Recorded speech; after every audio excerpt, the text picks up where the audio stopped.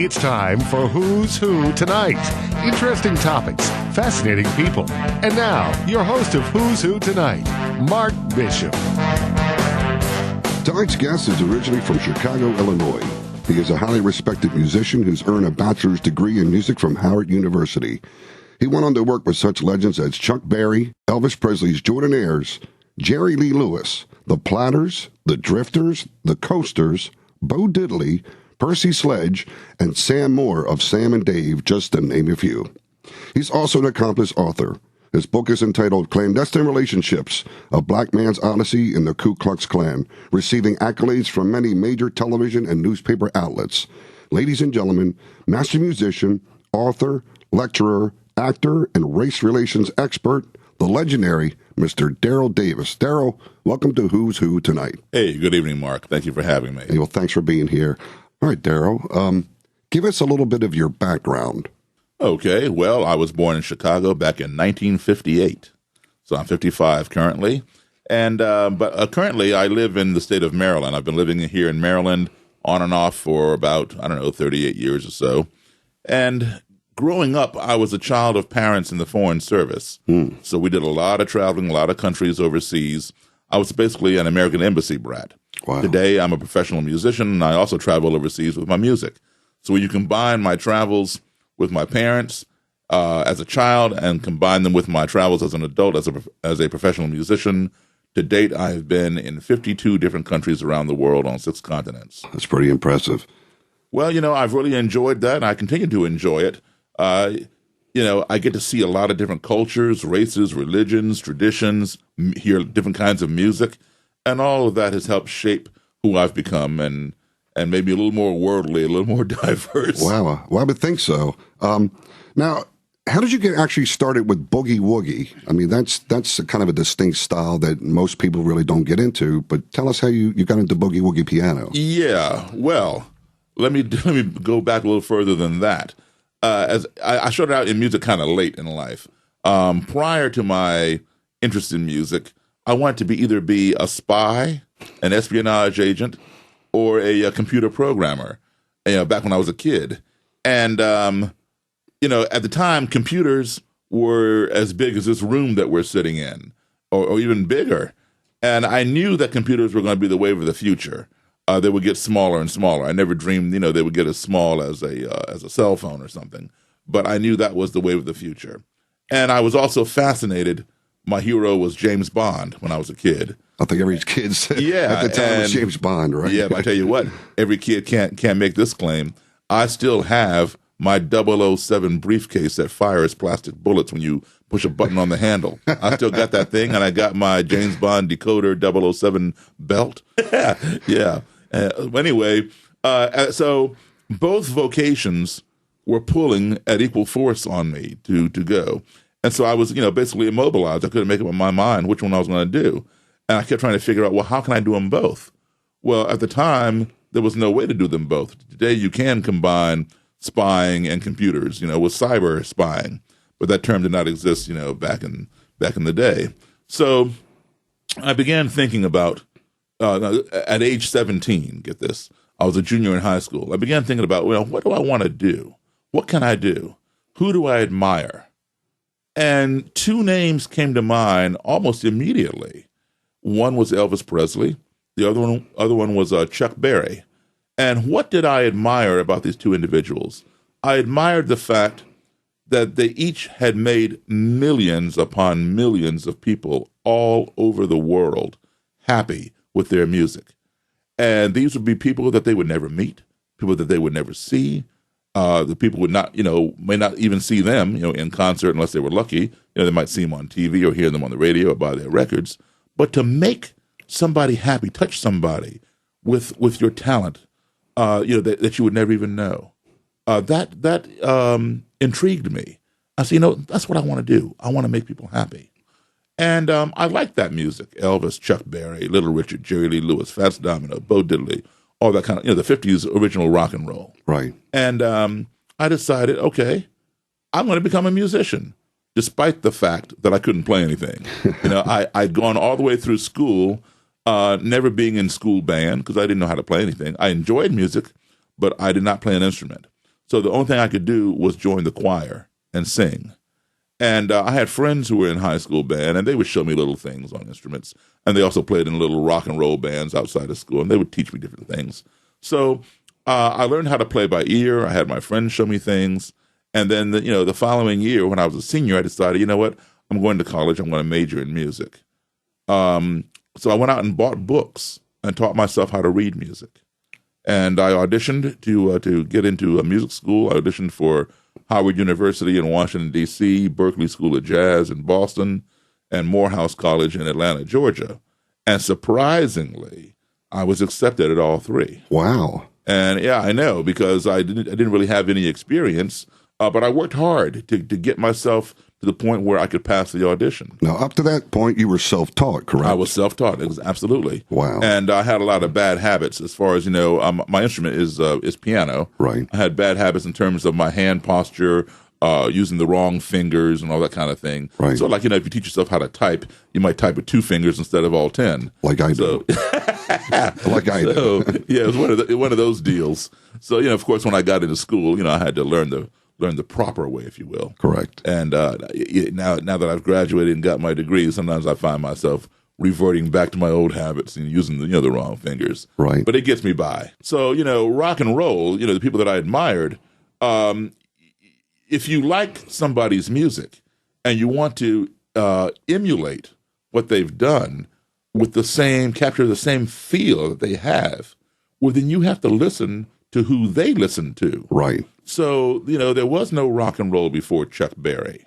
All right. So who did people like Chuck and Little Richard and Fats Domino, Elvis Presley, whoever, listen to? Right. What came before that? Guess what? It was the blues. Correct. And boogie woogie. Correct. And country western music. So they assimilated those styles, changed the beat around. Chuck put that hard backbeat to it. That distinguishes rock and roll from other forms of music.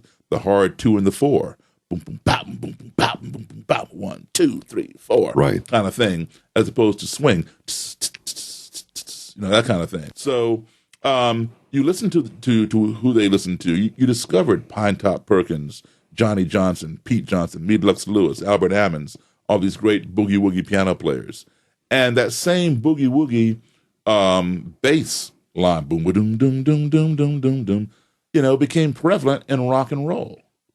And it's the basis for a lot of your fast rock and roll songs. Absolutely. And I know a lot of rock bands that started out attributed a lot of those artists to, to what they wrote. And absolutely, they were inspired by these same artists. Now, I understand you ended up having a special relationship with Johnny Johnson. Yes, Johnny Johnson and Pine Top Perkins. Johnny Johnson was Chuck Berry's original piano player. Correct. Okay, he recorded on most of Chuck's songs. And Pine Top Perkins was the piano player from Muddy Waters. Pine Top Perkins was like the godfather of boogie woogie. Everybody came out of Pine Top Perkins, including Johnny Johnson. We each developed their own style eventually, but you start with Pine Top. And these guys became very, very good friends of mine. Whenever they would come into to town, they would stay at my house. Wow. And they would show me things on the piano. And surprisingly, each one of them claimed me as his godson. That's amazing. I can't imagine that 2 guys that you really look up to, they end up being personal friends of yours and actually showing you different parts of their style. Yeah, Mark, I've been very, very blessed with that, that I've got to meet and work with a lot of my idols, people that influence me. A lot of times, we have people who influence us, but they're long gone before we ever get a chance to see them or meet them or even work with them. Right. I've been very fortunate in that regard. I mean, it's amazing. And it'd be like somebody saying, I don't know how to play a guitar, but I'm going to go to Chuck Berry and say, hey, Chuck, teach me how to play. And I'm sure that Chuck Berry showed you a few things on guitar as well. Indeed he has. Wow, that is absolutely amazing. Now, tell us about some of the other artists that you've worked with throughout your career. Oh, I've played country. My degree is in jazz, so I've played jazz, R&B, of course, rock and roll and blues. Different genres of music, top 40, and I've backed up many artists from different generations. Like you mentioned, Sam Moore from Sam and Dave, and Percy Sledge from the '60s. Of course, there's Shirelles, Platters, Coasters, Drifters, Chuck Berry, Jerry Lee, from the 1950s, and things like that. Oftentimes, you get on one of these shows, and it might be like a rock and roll revival. So you're working with one artist, but other artists are there, and they see you play, and they want you to play with them too.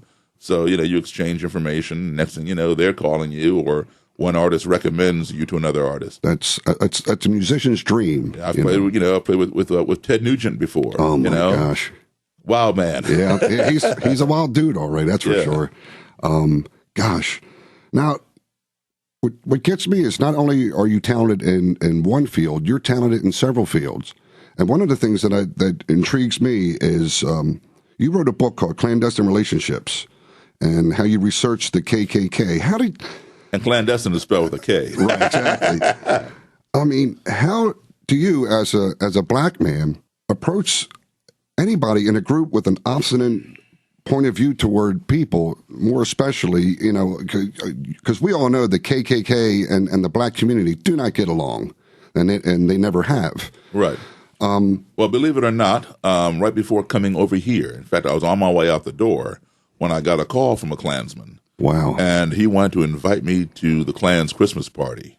That's amazing. Out in the Midwest. So he's going to get back with me on the date because they didn't have a date established yet. But, if I'm in town, I'll probably go.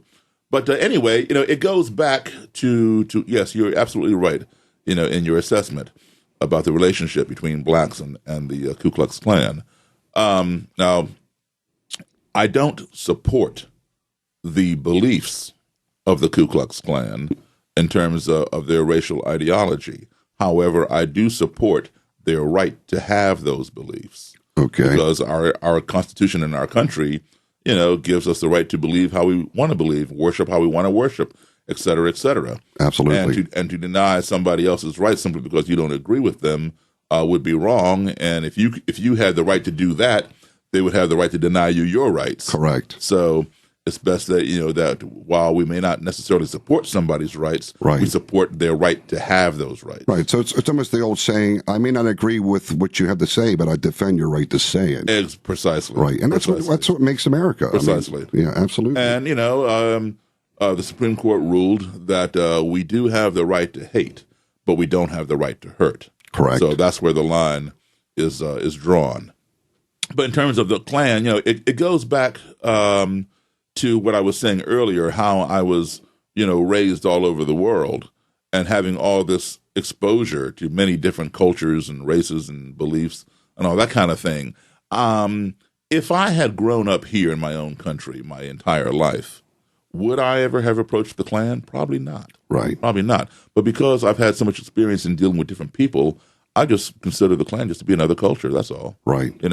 But now, in terms of my experience and what led me to that, okay, like I said, I'm 55 years old, so I was in elementary school back in the 60s, and you get assigned to a country when you're in the Foreign Service, American Embassy. Mm-hmm. You get assigned to a country for 2 years. So you're overseas in whatever country for 2 years, and then you return home here for a year, and then you get reassigned somewhere else. So every 2 years, we would come home for a year. Well, overseas, I would attend these international schools, and my classes were filled with people from Nigeria, Italy, France, Germany, Japan, Russia. Whoever had an embassy in those countries, all of their children would attend the same school. Mm-hmm. So that's essentially how I grew up. And if you were to look at that scenario today, the term that you would use to describe it would be multicultural. Correct. And that term did not exist back in the early 60s. In fact, the term multicultural is still relatively a new term, 20, 25 years old. And, because I remember when it used to be multi-cultural. Now it's all one word, right? Right. So, and at the same time that I was being multicultural, if you will, which I just considered being normal, at the same time I was being multicultural, back home here in my own country, my peers were either going to newly integrated schools or still segregated ones. And there was not the amount of diversity in the classroom that I had overseas. In the classroom over here, it was just black kids or white kids, or black and white kids, depending upon which school you went to. Right. All right. And, today you walk into a classroom here, it's multicultural. Correct. You know? And you can't tell where anybody's from. So essentially, when I was overseas in the 1960s, I was living 20 years ahead. Wow. Because that scene had not come to my own country. Correct. All right. So essentially, I grew up in a multicultural environment that my peers did not grow up in. So when I would return home and people would be segregated and clicked off, it was baffling to me. Right. And I didn't understand it. So let's move ahead. 1968. I'm in fourth grade, age 10. And we had just come home from overseas. We're going to be around for a year and before getting reassigned somewhere else. And we were living in a town called Belmont, Massachusetts, which is a suburb of Boston, just, about 20 minutes out or whatever. And I was one of 2 black kids in the entire school. Okay. The school was first grade through 6th grade. And I was in 4th grade. There was a little black girl in 2nd grade. So, I didn't see a whole lot of her because, being a big, bad upperclassman in 4th grade, I didn't deal with the 2nd grade. So all of my friends were 4th and 5th graders. So consequently, they were white. And I guess they still are. But anyway, so those were my friends. And a lot of my guy friends were members of the Cub Scouts. And they asked me if I would be interested in joining the Scouts. So I said, sure, it sounded like a lot of fun, get to go camping and tie some knots and all that kind of stuff. And so I joined the Cub Scouts, 1968. And on Scout Day, we had a march from Lexington to Concord, Massachusetts, to commemorate the ride of Paul Revere. And out of all these scouts in this parade, the Girl Scouts, the Brownies, the Cub Scouts, and the Boy Scouts, I was the only black scout in this parade. And as I'm marching with my fellow scouts, and my den mother had let me carry the American flag. And as I'm marching with my fellow scouts, somewhere down this parade route, I began getting struck with bottles and cans and rocks and street debris. Wow! By white spectators who were standing over on the sidewalk. Not all the white people, but just a group of them. Right. And it was kids and adults alike. So I assumed it was kids and their parents who were throwing these things. And me being naive and having never experienced anything like this, my first inclination was, those people over there don't like the Scouts. I didn't realize I was the only Scout getting hit. Wow. Until my den mother and my Cub master and my pack leader all came back in the line and huddled over me with their bodies and escorted me out of the danger. And I kept saying to them, well, why are they hitting me? Why are they hitting me? And all they could say is, shh, shh, move along, Daryl, hurry, move along, it'll be okay. They never answered my question. So, I'm trying to find justification because a 10-year-old kid, you're curious. You have to have an answer to placate your curiosity. Sure. So all I could come up with was, well, I was new there. I'd only been there a few months. So maybe they're testing me out. I'm the new kid on the block. I had every excuse but the right excuse. So when I got home, my mother and father, who were not at the march, were putting, I remember mercurochrome, that red stuff? Oh, absolutely, sure. Yeah. So my mom and dad were putting mercurochrome on me and Band-Aids and cleaning me up with alcohol and asking me, how did you fall down and get all scraped up? And I told them I didn't fall down. I told them exactly what happened. So for the first time in my life, my mom and dad sat me down and explained to me why I was being hit, what racism was. And I got to tell you, Mark, I'm an only child. So I didn't have big brothers and sisters, to share things with me, tell me different things, etc. All I had, were my mom and my dad. And they never lied to me. If I had a problem, they either solved it for me or they gave me the tools by which I could solve it. If I had a question, they told me the truth, they gave me the answer, or gave me the means by which I could derive the answer myself. But on this day in 1968, when I was 10 years old, when they told me why I was being treated this way, I literally thought they were liars. I did not believe them. It was incomprehensible to my 10-year-old brain that someone who had never seen me before, someone who had never spoken to me before, someone who had never even, who knew nothing about me, would want to inflict pain upon me by throwing things at me and hitting me just because of the color of my skin. It it made no sense to me. And certainly, I knew a lot of white people. I had a lot of white friends. Right. And my friends overseas did not treat me that way. My little friends from France or Switzerland or Sweden or Germany or Australia.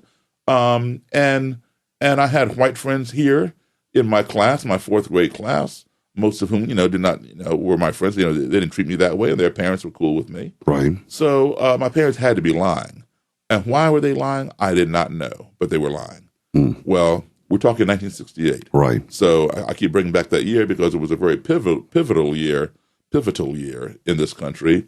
It was the year that Martin Luther King was assassinated on April 4th. Correct. And then all of a sudden, the whole country went up in racial flames with rioting and tension. You thought a race war was going to break out in all the major cities, including Boston right nearby. And I began to see a lot of stuff. I remember, Cambridge is right next door. I was walking in front of Harvard University to the Ben Franklin 5 and 10. I used to get my baseball cards there. And I remember somebody driving by and throwing a can of soda at me or a bottle of soda at me and saying, "Go home, nigger."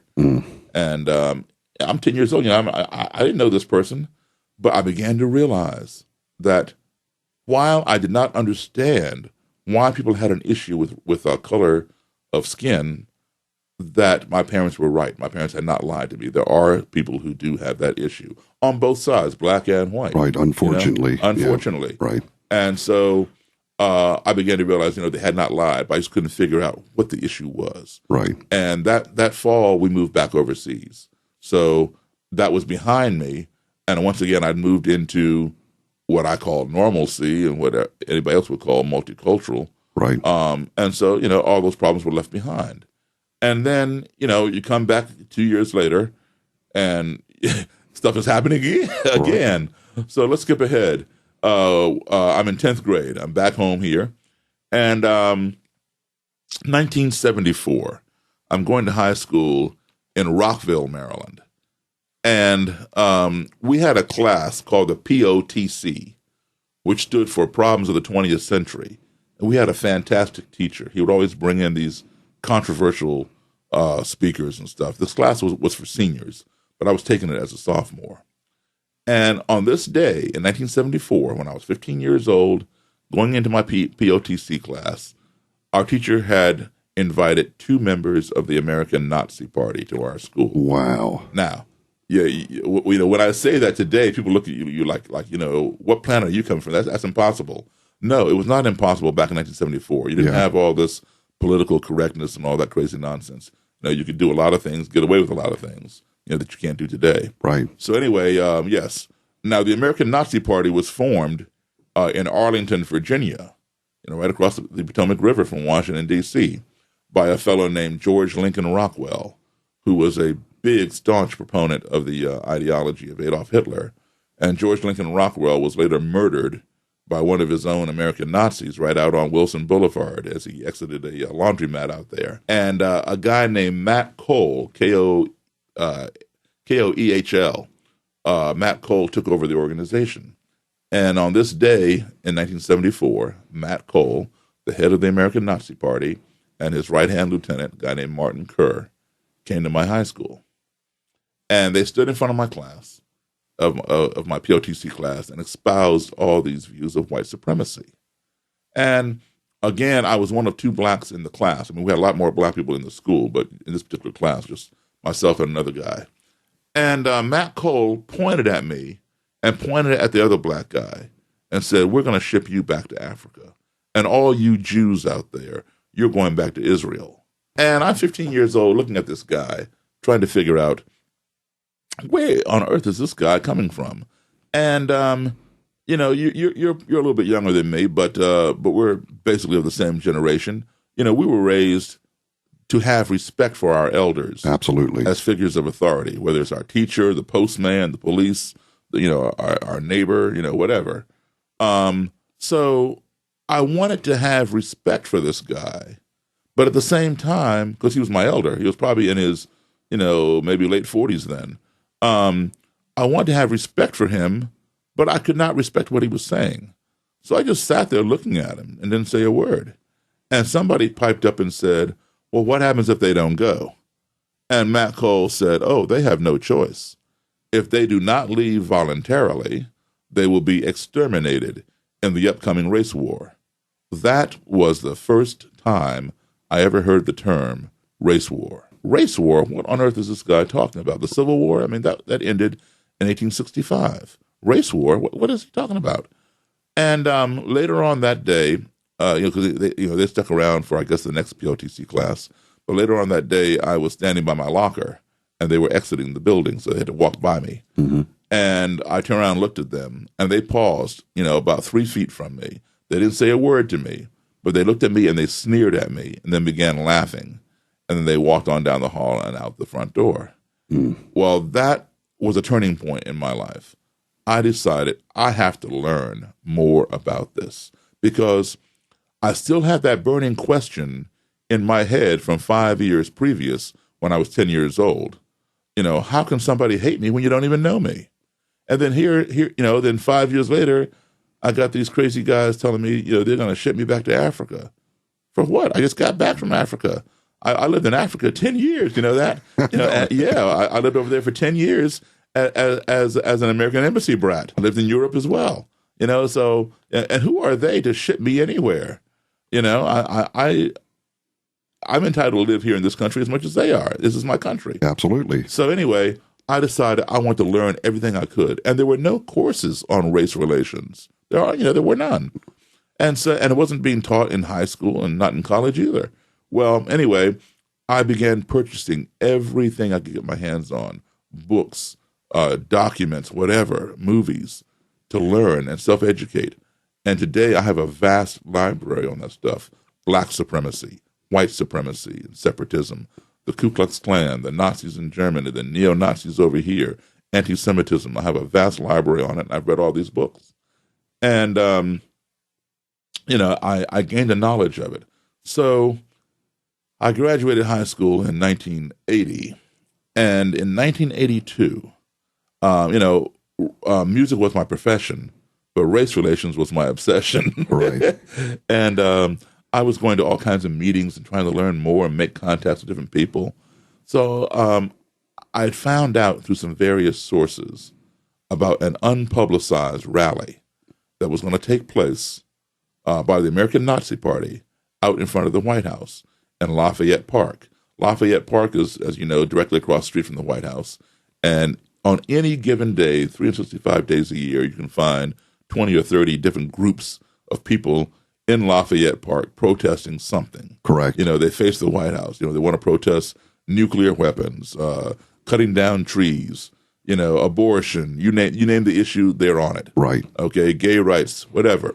And the American Nazi Party was going to have what they call a silent protest, an unpublicized silent protest. So unpublicized means nobody knows about it, not even the police. The only people who know about it are people that they may tell, some of their friends and supporters. Right. But I'd found out about it.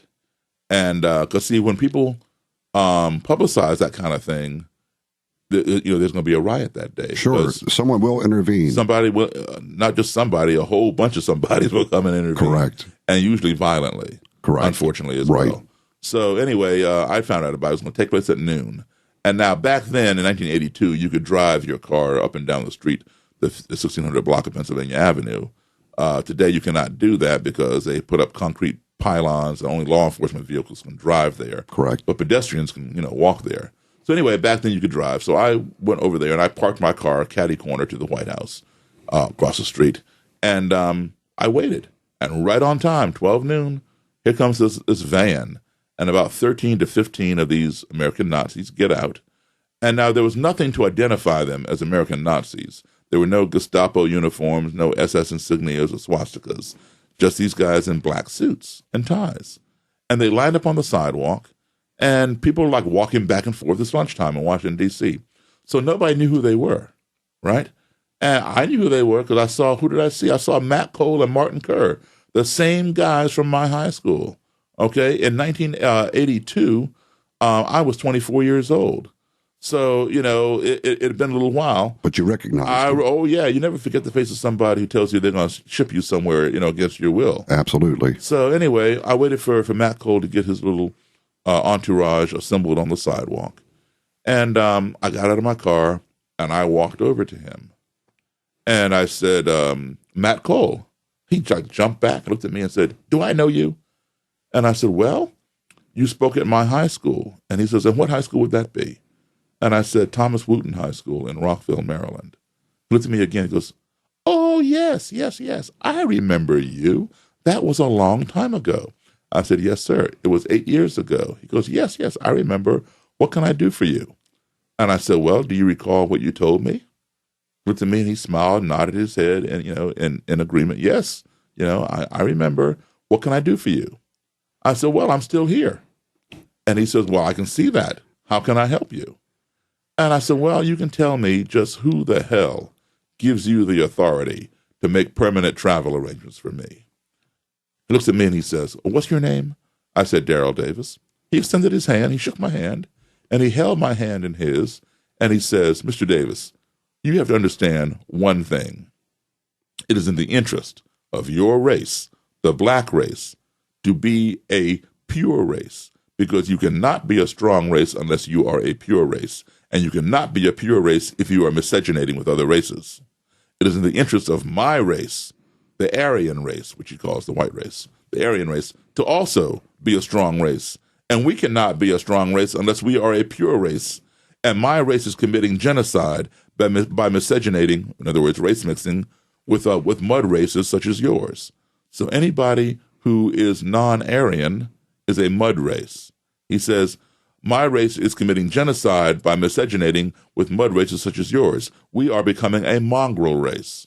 So until the races understand that we cannot coexist in the same country unless we are separate, then everyone has to who is non-Aryan must return to their homeland." How did you handle that? Well, I said, "Well, why do I have to go? This is my homeland." He says, "No, sir, it is not your homeland. You did not come here voluntarily. You were brought here enslaved, and now you're free. So now you're free to go back home." I said, "Well, I'm also free to stay." I said, "Why don't you go back to Germany or wherever you came from?" And he said, "Well, it's my choice to come here. It's my choice to stay." And I said, "As is mine." And I shook his hand again. I thanked him. He went on to explain some more, white supremacist views. I thanked him again because I wasn't there to fight with him. I was there to try to learn firsthand. And see, I had not confronted him when I was 15 years old because he was my elder and he was a figure of authority. Not that I agreed with him, but as a child, I didn't want to confront him. But now I'm 2 years out of college, graduated. So yes, he's still my elder, but the dynamic had changed. It was no longer child to adult. It was adult to adult. I was just a younger adult. Okay, right. So I felt the need to confront him, and that's why I confronted him. Also the fact to educate him as well. Right, exactly. And so this was earlier in the year, and then later that year, that summer, they had a publicized rally because they had applied for a permit and all that kind of stuff, and people came from Philadelphia, New York, Washington, D.C., of course, Baltimore, Richmond, to protest the Nazis. They were having their national recruitment rally, okay, in Washington, D.C. and Lafayette Park. Now, I could not understand why they wanted to come to Washington, D.C. to have their recruitment rally. There are no Jews in Washington, D.C., and no blacks in Washington, D.C. who want to join the American Nazi Party. And Washington, D.C. is 2/3 black. So why have your recruitment rally there? I didn't understand it at the time, but I do now. And I did, shortly thereafter. But anyway, so they had their chapters from all around the country converge on Washington, D.C. and Lafayette Park. Every police presence, company was out there, and they formed a human circle around the park so protesters couldn't get in there. They came with bricks and chains and baseball bats. They came to do damage to the Nazis. Mm. So the police, were there to protect them and protect their constitutional rights. So anyway, because they had that protection, that gave them a sense of superiority when they actually were really cowards, because that's when they wore their Gestapo uniforms and flew their swastikas. Correct. My secretary and I went down there to see this spectacle, and there was Matt Cole and Martin Kerr, and they're flying their swastikas and and giving the Nazi salute, saying, Sieg Heil, Heil Hitler, white power, all this kind of thing. And the protesters would taunt them and try to rush the police to break into the circle, and the police would push them back with their batons and their shields. So the protesters began taking their bricks and rocks and bottles and eggs and stuff and throwing them over the heads of the police, hoping to land on one of the Nazis in the circle. And so that just irritated the police, and they pulled out the tear gas and began tear gassing everybody. Well, then that caused people to get angry. They began turning over police cars, breaking out the windshields, beating up on police, all kinds of stuff. The police went crazy. The protesters went crazy.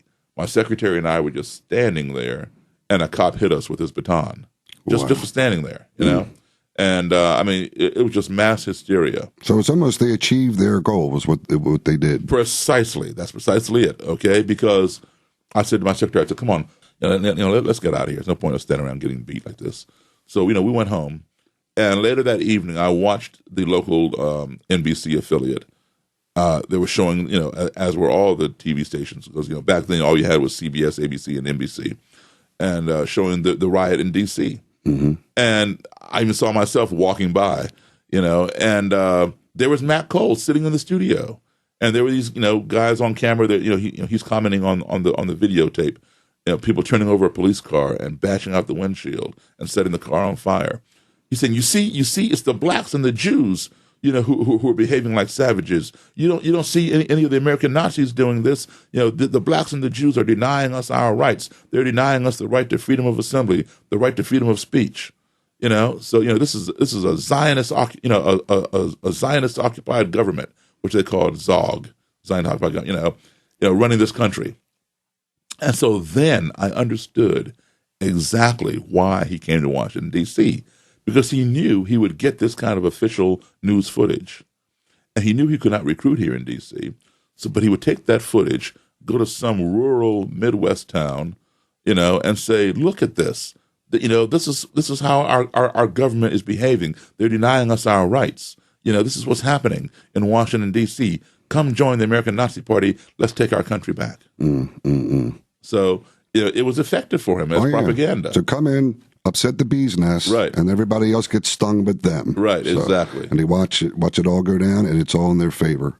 That just prompted me to want to learn more about these people. Right. And the following year, 1983, country western music was very popular. A movie had just, made a big splash called Urban Cowboy, where they had this mechanical bull and all this line dances and stuff. Right. So all the clubs, that were playing top 40 music and disco and whatever else, the genres of the era, had switched over to country music. And, if you wanted to play music full time, you joined a country band, because instead of playing once or twice a month, you play all week long, Right. And so I joined a country band. And, country and blues, they're kissing cousins. They're both 3-chord songs. I mean, to me, people like Hank Williams and Patsy Cline, they're called country singers, but to me, they're blues singers, because they sing from the soul. They sing from the gut. Right. They emote their songs. So anyway, I joined this country band, and we worked a lot, and I was the only black guy in the band. And we played a place one weekend called the Silver Dollar Lounge. It was located at the Frederick, Maryland truck stop. Today, the Frederick, Maryland truck stop is now a Costco. Okay. Okay, it's right there at the intersection of 270 and 70. I know exactly where it's at. Yeah. And anyway, there's a truck stop motel, and the bottom of the motel was the Silver Dollar Lounge. Now, this was an all-white lounge in 1983. And when I say all-white, I don't mean that blacks could not go in there. What I mean is that blacks did not go in there, and that was usually by their own choice. So here I was in the Silver Dollar Lounge with this all-white band, and being the only black guy in the whole place, Well, on the break after the first set, I was walking across the dance floor to sit down with my bandmates at one of the tables, and this white gentleman got up from his table, probably in his mid-40s, walked across the floor and put his arm around my shoulder from behind, and I turned around to see he was touching me, and he says, "Hey, I really like your all's music."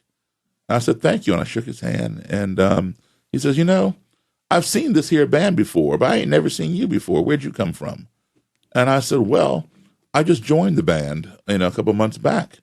And so, this is my first time in here. He goes, yeah, man, I really like your all's music. This is the first time I ever heard a black man play piano like Jerry Lee Lewis.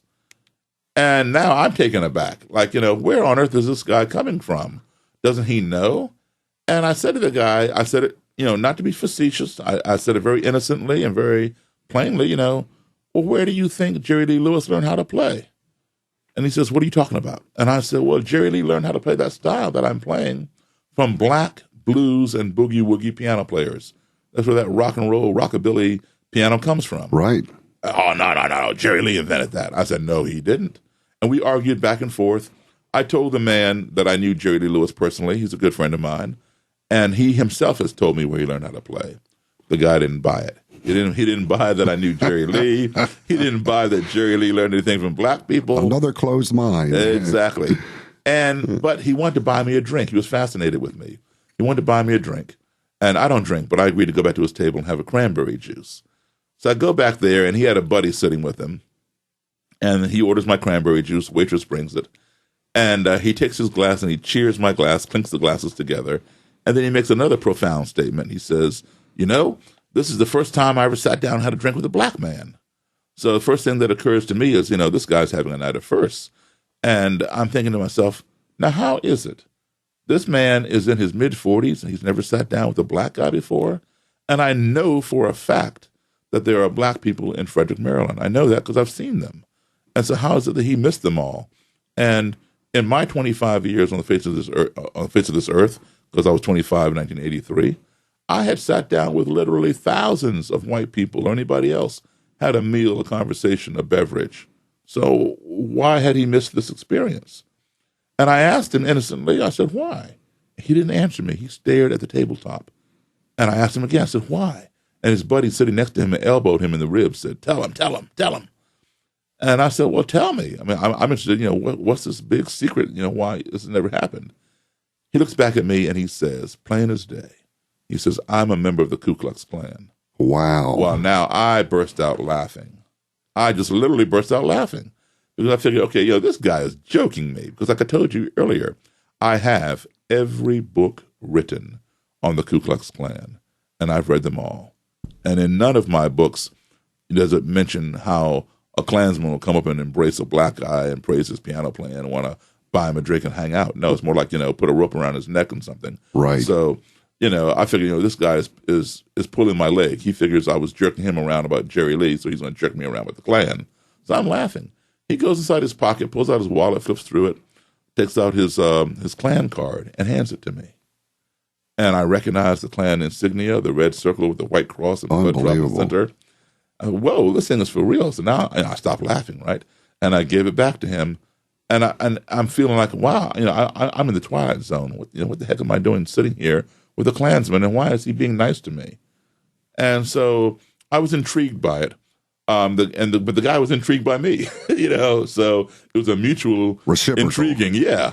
And he gave me his phone number and wanted me to call him whenever I was to come back to this bar, because he wanted to bring his buddies, right, his buddies with the hoods, right, to come by and see this black guy play piano like Jerry Lee.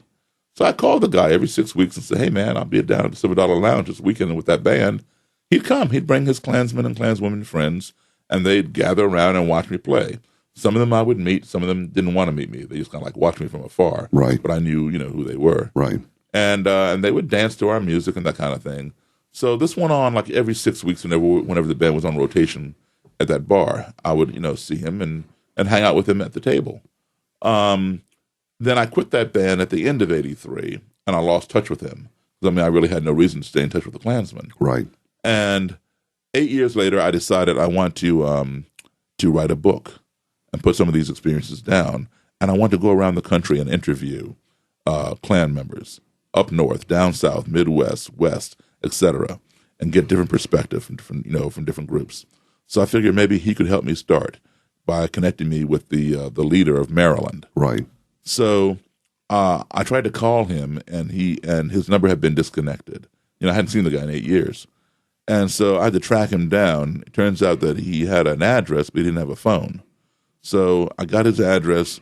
I went by his apartment unannounced, one Sunday evening. I knock on the door, and he opens the door and sees me in the hallway and goes, "Daryl, what are you doing here?" And he like looked up and down the hallway to see if I brought anybody with me, right? So when he stepped out of his apartment, to look, I stepped in. So he turns around, he comes back in, he goes, "What's going on, man? Are you still playing?" I said, Yeah, I'm still playing, but listen, I need to talk to you about the Klan. And he says, "The Klan?" I said, "Yeah." I said, "You're a member, right?" Well, he went on to tell me, yes, he had been a member, like you said, but he had recently quit. And he was no longer a member. So, we got into all that. But long story short, he did, after much twisting of his arm, not figuratively, right? He agreed to give me the leader's information, provided I not tell the leader where I got it from. Because he was, he did not want to take me to the leader himself. Right. He was afraid that I would be in trouble and he would be in trouble. Absolutely. Even though he'd quit. Repercussions. Yeah, exactly. Right. And so, and he was, reluctant to give me the information, but he did, and he warned me. He said, do not go to this guy's house because this guy will kill you. But I was curious, so I arranged for a meeting to be set up with the leader of the Klan, and the guy's name was Roger Kelly, and the Klan leader. Now, let me explain the hierarchy of how the Klan works. Today, you no longer have the Ku Klux Klan. There are many Ku Klux Klan groups, no longer a Ku Klux Klan Central. There are many groups that are autonomous. They all basically have the same bylaws, the same colors on their robes that designate their rank, the same passwords, same secret handshake, that kind of thing. Right. But and they all have the name Ku Klux Klan. You might have the Invisible Empire Knights of the Ku Klux Klan, the White Knights of the Ku Klux Klan, the Dixie Knights of the Ku Klux Klan, the Territorial Knights of the Ku Klux Klan, the Traditionalist Knights, on and on and on. These are all separate Ku Klux Klan groups. And if you see any of these different groups in public together, they will hold a unified front. However, behind closed doors, they are rivals with each other. Because over the years, the main Klan group has splintered. Almost like some motorcycle. Exactly, groups. Right. Exactly. Right. Some guy gets the big head or whatever and forms his own group or has a falling out with the membership. Right. That kind of thing. Right. And they form their own splinter groups. Right. Okay, so now if you have a chapter of your particular Klan group in your state, you establish a chapter in another state or in multiple states, you may then consider yourself to be a national Klan group. So therefore, you must have a national leader, like, who oversees all the states. We call our national leader the president. All right. So they call theirs the imperial wizard. Anybody who is prefixed with the word imperial means that individual is a national officer. So a wizard is like a president. Mm-hmm. All right. An imperial caliph is like a vice president. Mm. Okay. So those are your top figures. Then you have to have a state leader for each state in which you have a chapter. Mm-hmm. We call our state leader the governor. They call theirs the Grand Dragon. So anybody prefixed with the word grand means that person's like a governor. A grand caliph would be like a lieutenant governor. Then within the state, you have counties. The county leader, which we would call the county executive, is known as the Great Titan. Anybody great is on the county level. Within the county, you have districts. They call those claverns, and a clavern leader, which we might call a mayor, a councilman, an alderman. That person is known as the Exalted Cyclops. And then, of course, you have secretaries and treasurers and recruiters and different minor offices, and then you have your rank and file. So Roger Kelly was the Grand Dragon for this particular Maryland group at the time, and I wanted to meet him, so I had my secretary call him and ask him, would he be willing to sit down and be interviewed for a book that her boss was writing on the Klan, and I instructed her not to tell Mr. Kelly that I'm black unless he asked her. If he asked her, don't lie to him, go ahead and tell him, but don't give him reason to ask. I wanted him to see me face to face, and then he could decide, okay, I'll stay and talk to this guy, or no, I won't, or I'm going to attack him, or whatever I'm going to do. So she called him, and he didn't ask what color I was, and he agreed to meet. So now my secretary is white, and I specifically had her call because I knew that he would know from her voice that she's white, and he would not automatically assume that she was working for a black guy. So I knew if I called, he might pick up in my voice that I'm black and say, I'm not talking to you, click, and hang up the phone. Right. So my whole project would have, ended before it even got started. Right. So anyway, he agreed, and we set up the interview, ironically, for the motel right above the Silver Dollar Lounge. And Mary, my secretary, and I, we got there early, got the room. And the way the room just happened to be, if you are in the hallway, standing there looking into the room, you cannot see who's in the room until you come halfway into the room and turn the corner, and the room is laid out back there. So I took the lamp table and put it in the most obscure corner of the room, put a chair on one side for me, a chair on the other side for Mr. Kelly. And I gave Mary some money, sent her down the hall to purchase some soda pop and fill up the ice bucket because the soda's cold. So I would at least be able to offer my guest, a beverage. I wanted to be hospitable. I had no idea what he was going to do once he saw me, because the former Klansman was very worried about me. He said, Roger Kelly will kill you. And, but it was a chance that I had to take. And if the guy's going to show up, if he comes in, he had the option of attacking me or turning around and saying, I don't want to talk to you and walk away, or come in and cooperate, like he said he would do over the phone. So if he did come in, I wanted to be able to offer him a beverage. So we waited, and I had a little bag right beside my chair. And in my bag, I had a cassette player so I could record the interview. I also had blank cassettes, and I had a copy of the Bible, because the Ku Klux Klan claims to be a Christian organization, and they believe that the Bible says that blacks and whites have to be separate. So anyway, I'm going to ask all these questions. And so right on time, there's a knock on the door. I stay seated where I can't be seen. You come in the room. Mary hops up, runs around the corner, opens the door, and in walks what is known as the Grand Nighthawk. Nighthawk in Klan terminology means security, bodyguard. So a Grand Nighthawk would be the bodyguard to the Grand Dragon, like an Imperial Nighthawk would be the bodyguard to the Imperial Wizard. So in walks this Grand Nighthawk. He's dressed in military camouflage fatigues. And he's got the Ku Klux Klan insignia, the red circle, the white cross, and blood drop on his chest on one side. On the other side, the initials KKK. And he was wearing a beret on his head that said, embroidered, it said Knights of the Ku Klux Klan. And on his hip, he had a semi-automatic weapon. And he comes in, and Mr. Kelly is walking directly behind him in a dark blue suit and tie. And the Nighthawk turns the corner and sees me and just froze in his tracks. And Mr. Kelly did not realize that his Nighthawk had stopped and bumped right into his back. And so they tripped and stumbled around a little bit in trying to regain their balance and looking all around the room like, something's not right here. Right. So I knew what was not right. They were expecting a white guy, and they got me. So I got up, and, I want to ease the apprehension. I got up, and I held out my hand. I said, "Hi, Mr. Kelly." I said, "I'm Daryl Davis." And he shook my hand. So far, so good. The Nighthawk shook my hand. So far, so good. I said, come on in. Have a seat. Wow. And so Mr. Kelly sat on one side, and I was getting ready to sit on the other. The Nighthawk stood at attention to Roger Kelly's right. And before I could sit down, Mr. Kelly said to me, "Mr. Davis, do you have any form of identification?" I said, "Sure." And I went in my pocket, pulled out my driver's license, gave it to him. And he said, "Oh, you live on such and such street." He named my street off my license.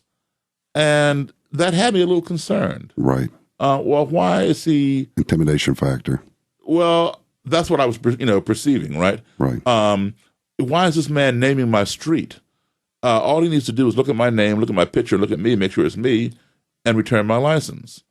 And so I said, "Yes, that is where I live, but I want to level the playing field." So I said, "Yes, Mr. Kelly, that is where I live, and you live at," and I named his house number in his street, right? Which he didn't know I had.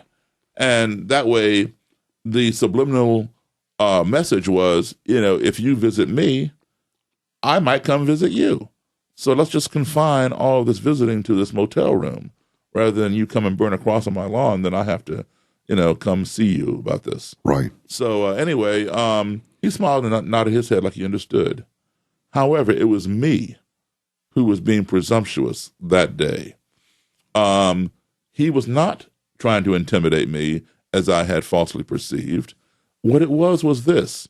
Unbeknownst to me, and there was no way I could have known, one of his Klan members lived right down the road from me. And so Mr. Kelly would have to travel down my street to get to this guy's house. I had no idea. So this guy was a neighbor? It wasn't a next-door neighbor. He was down the road a little ways. And this guy was a Klan member? Yeah, probably about maybe 6 blocks down the road, 5-6 blocks down the road. And so Mr. Kelly recognized the street, that's all. It was just pure coincidence that he mentioned it, but I had no way of knowing, And so anyway, today that Klan member sits in a federal prison for committing a hate crime. He's there for a while. So anyway, so Mr. Kelly recognized the street. And that was that. So, we started with this interview, and everything was going good, going well. And every time my cassette player would run out of tape, I'd reach down into the bag and retrieve a fresh cassette. Or if Mr. Kelly would say, "Well, Mr. Davis, the Bible says blah blah blah," I'd reach down into my bag and pull out the Bible to give it to him and say, "Okay, show me where it says that chapter and verse." Well, every time I reached down to the bag, the Nighthawk would reach up to his gun and put his hand on the handle of his gun, and because he didn't know what was in the bag, right? So he's doing his job. Well, after a while, he relaxed. He realized there was no threat in the bag, and neither of us were getting violent. I mean, every now and then we might get a little loud in disagreement, but nothing violent or rude. Right. So he relaxed. I went in and out of the bag. He didn't move. Well, about a little over an hour and 20 minutes, whatever, into this interview, there was a kind of strange noise in the room, and we all jumped. And I just knew that Roger Kelly had made this noise. I didn't know what this noise was, but I knew he made it because I didn't make it. And I perceived it to be an ominous, threatening noise. So I felt my life was in danger. And I jumped up out of my chair, and I slammed my hands down on the table because I'm getting ready to come across the table to protect myself and take them both down. I was not armed. I did not carry any weapon to this meeting. And the only person that I knew for sure who was armed was the Nighthawk, because I could see his weapon. Right. I didn't know if Mr. Kelly had a gun up under his clothing or not. Right. You knew you weren't armed. I knew I wasn't armed. I knew my secretary was not armed. Right. She's over there sitting on top of the dresser, and I didn't want to see her get hurt, and I certainly didn't want to get hurt. So I was going to grab them both and slam them down. And anyway, when I came up out of my chair and leaned forward, my eyes locked with his eyes. And all I could hear in the back of my head was, "Daryl, do not fool with Roger Kelly, that he will kill you." The words of that former Klansman. And I'm trying to think, what did I just say? What did I just do to cause him to go off and make some weird noise? And when my eyes locked with his eyes, I didn't have to say a word because I knew he could read my eyes. My eyes were saying to him loud and clear, "What did you just do?" Well, he wasn't saying anything. His eyes had locked with mine, and I could read his eyes like telepathy. His eyes were saying to me, "What did you just do?" And the Nighthawk had his hand on his gun looking at both of us like, "What did either one of y'all just do?" Right? So Mary, she's over here sitting on top of the dresser.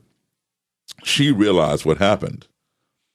The ice in the ice bucket sitting next to her had melted, and the cans of soda had shifted, and then it made that same rustling noise. Right.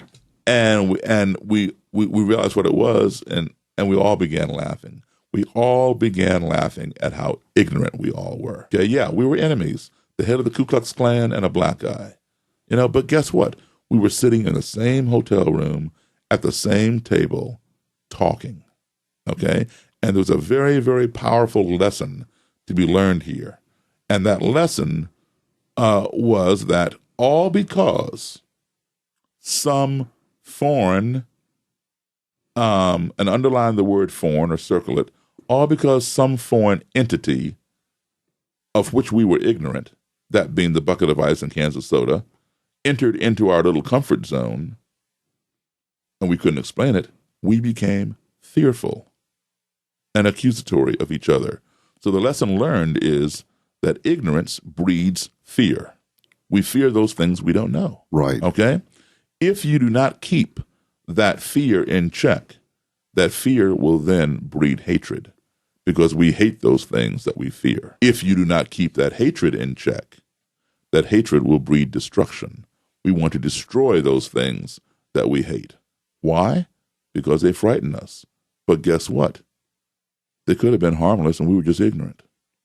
So ignorance breeds fear, fear breeds hatred, hatred breeds destruction. That is profound. And we almost saw the whole chain unfolding to completion.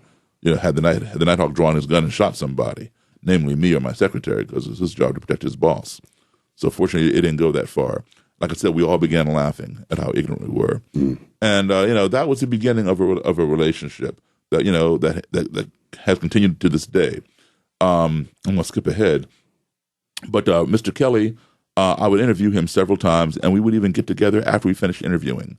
We would have lunch together. He would come down to my house, talk to me, all that kind of thing. And over a period of time, he became the imperial wizard, the national head of this particular clan group. And I would get invited to clan rallies. I would go to these clan rallies, watch these things, take some more notes from my book.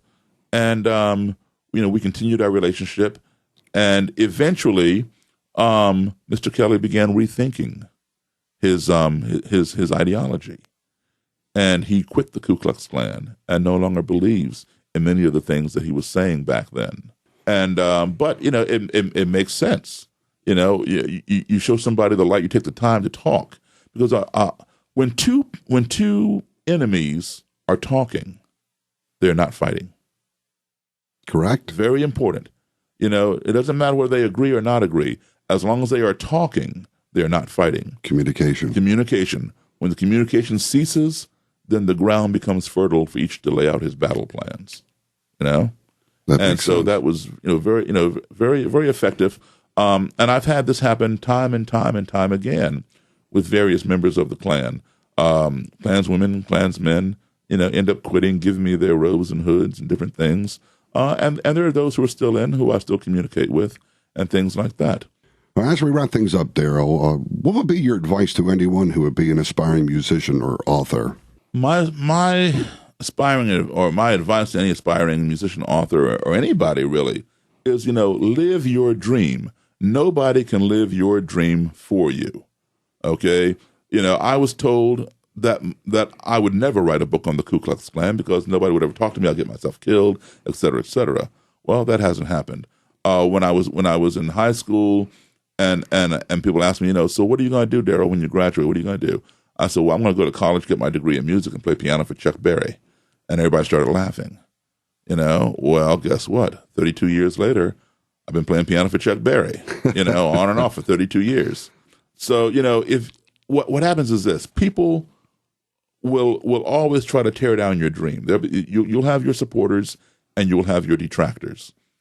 Stick with your supporters. If you don't have any, then stick with yourself. If what you endeavor to do is honest, and you have the discipline and the patience and the determination and passion, you will see it through. You will see it through. Don't let anybody deter you, because oftentimes when somebody is trying to tell you, you can't do that, you'll never become president, you'll never become Chuck Berry's piano player, you'll never write a book, you'll never, whatever. What they're really doing is they are transferring their own inabilities onto you. Okay, because they know they can never do it. So how can you do it? Because you are their peer. So if they can't do it, what makes you think you can do it? Okay, so just let that go. Listen to them. If they have constructive advice that may go against what you're trying to do, then listen to it. You don't have to take it, but listen to it. If it's destructive advice or detracting advice or whatever, then ignore it.